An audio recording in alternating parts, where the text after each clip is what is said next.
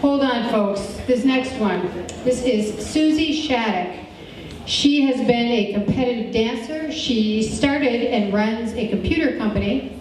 She has won fancy awards for doing both. She has been legally married to 2 men and a woman, not in that order and not at the same time. She's an interesting person.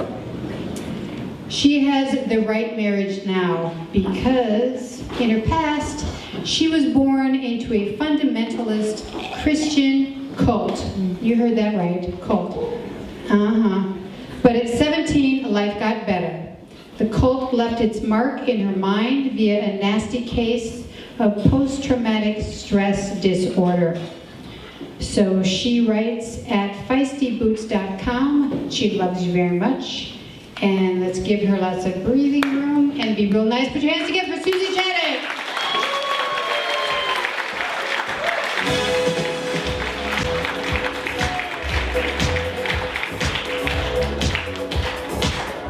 You don't play loud music to a girl with PTSD.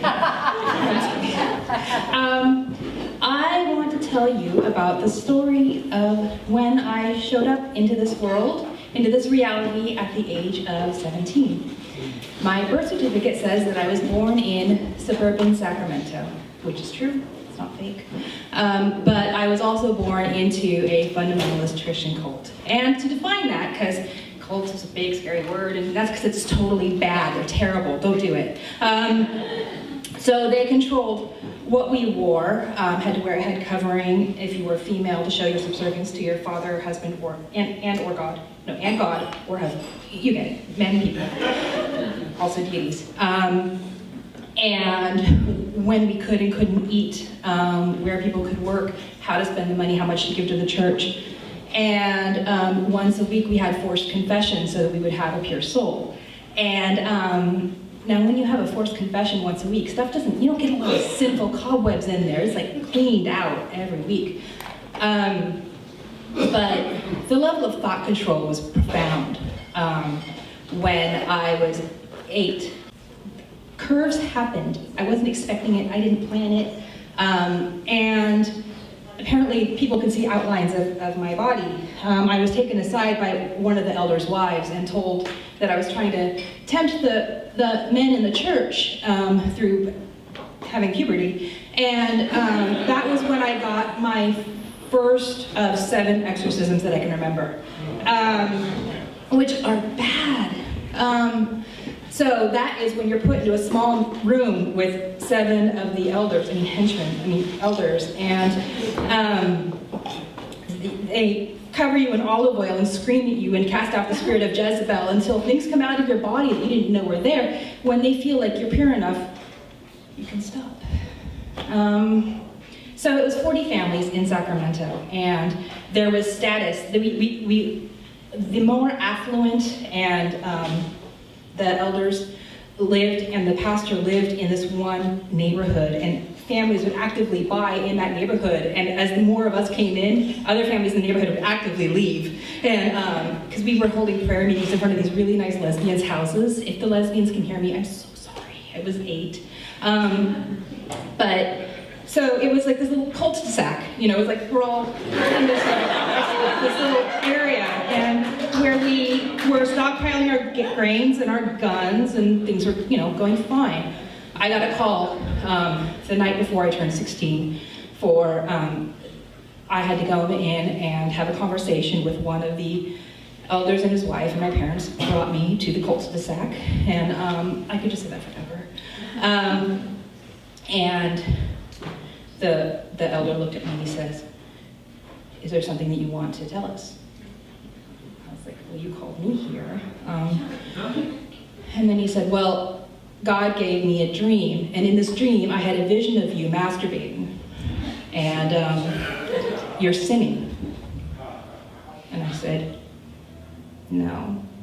I know what I've done with my body. We've been regaled with stories of masturbators and fornicators and homosexuals and all these sinners my whole life. I never went down the masturbatory path." And I didn't say that like that, but I was like, "No, I didn't. I know what I've done with my body, and it is not that." And they said, yeah, you have. And you're trying to tempt me. And in my head, I'm like, well, no, later I look back and I'm like, oh, maybe he had a sex dream about a 15-year-old dancer with strawberry blonde hair down to her butt, or no, that was it. And my dad looks at me and he says, Susie, look in your heart and your mind and your spirit and tell the truth. I said, okay, I haven't done it. And 5 hours later, after asking and asking and re-asking and praying in tongues and laying on of hands, I held them my story, which was really upsetting to them. When we got home, my dad said, he quoted we used to play this game where he'd say the first half of a Bible verse and I'd say the last half. And he'd say, he walked up behind me in the side room in our house, and he said, if a part of your body causes you to sin, I'm like, you cut it off.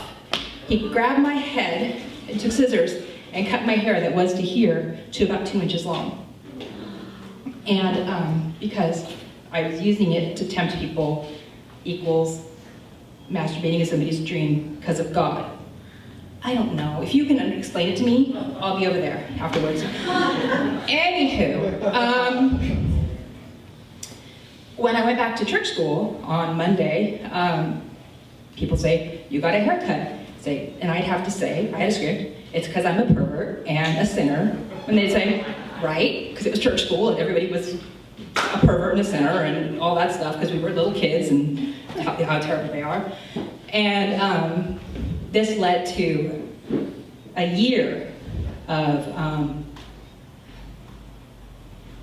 it got worse.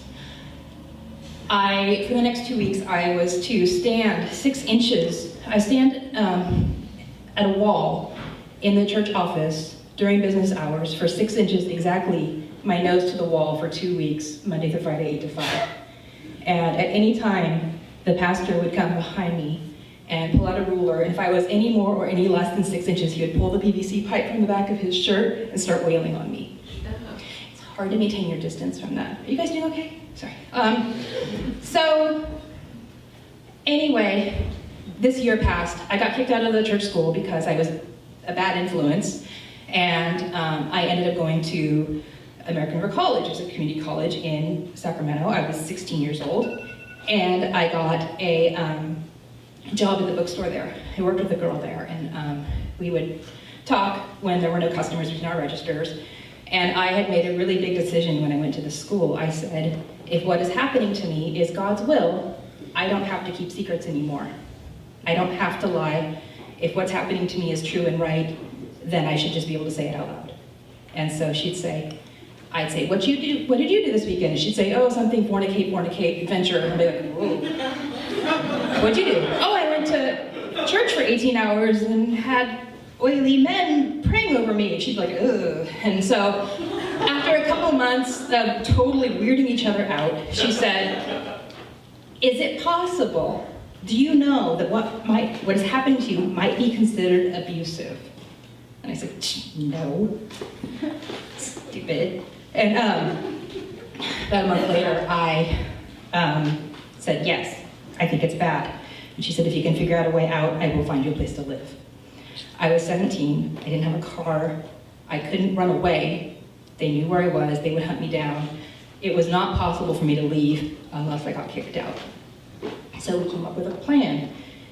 So this is the montage part, where she trained me on how to talk about masturbation. She's like, okay, so you touch yourself. I'm like, what? And so she's like, well, this is what a fantasy is. And I'm like, okay. So after my training was complete, still having never masturbated, I went to the elders and I said, I have a confession. And they said, talk in front of the entire congregation. And so I said, I'm a masturbator. I rub myself with this, and I fantasize about you and you and you. And masturbate a lot. I'm sorry. I'm sorry that I've been so hard for the last year. I'm so sorry that I've made your life so hard. And they cried, and they forgave me.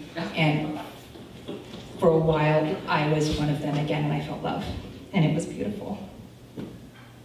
I went back to work the next day, and I said, okay, that worked. Next phase. I went to the elders again. For the next week, I said, I had another confession. It's great. And No, I was very demure about it. I said I had another confession. And I said, the only time when I went in front of the congregation, the only time I've ever lied to you was last week.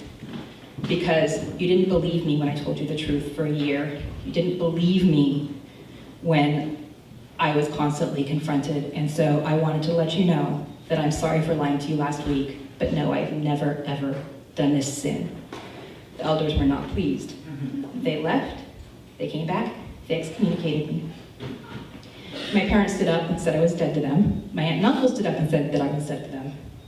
But then after my dad said, you're dead to me, he goes, go wait in the car, because I didn't have a car.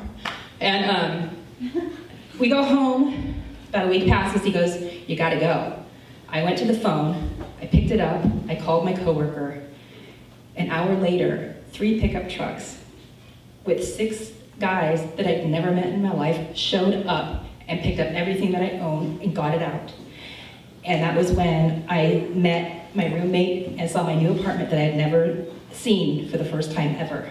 And that is how I was able to die. And that's how I became alive. And